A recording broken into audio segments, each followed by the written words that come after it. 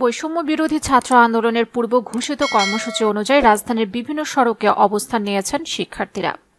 শনিবার বেলা 11টার পর থেকে আফতাবনগর ও খিলগাঁও রেলগেট এলাকায় ফ্লাইওভারের নিচে রাস্তায় অবস্থান নেয় শত শত শিক্ষার্থী। এ সময় শিক্ষার্থীদের হাতে লাঠি দেখা গেছে।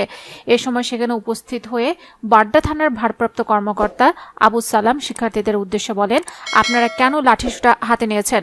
পুলিশের হাতে যা দেখেছেন সেগুলো আপনাদের নিরাপত্তার জন্য ব্যবহার করে হবে।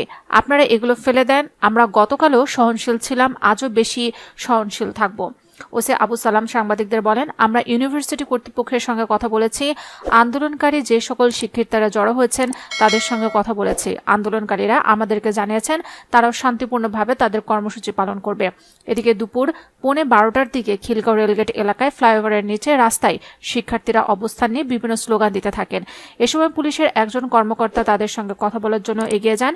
এ সময় শিক্ষার্থীরা ভুয়া ভুয়া স্লোগান দিয়ে পুলিশের দিকে তেড়ে যান। এ অবস্থায় দেখে ওই কর্মকর্তা অনেকটা দৌড়ে স্থান ত্যাগ করেন।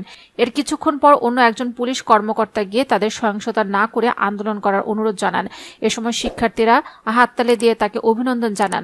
উল্লেখ্য, কোটা সংস্কার আন্দোলনকে কেন্দ্র করে গত 16 জুলাই থেকে দেশের বিভিন্ন স্থানে সহিংসতার ঘটনা ঘটতে থাকে। এসব ঘটনায় সরকারের পক্ষ থেকে এখন পর্যন্ত 150 জন নিহত হওয়ার তথ্য নিশ্চিত করা হয়েছে, যদিও বিভিন্ন গণমাধ্যমে এর সংখ্যা 2 শতাধিক বলে দাবি করা হয়েছে।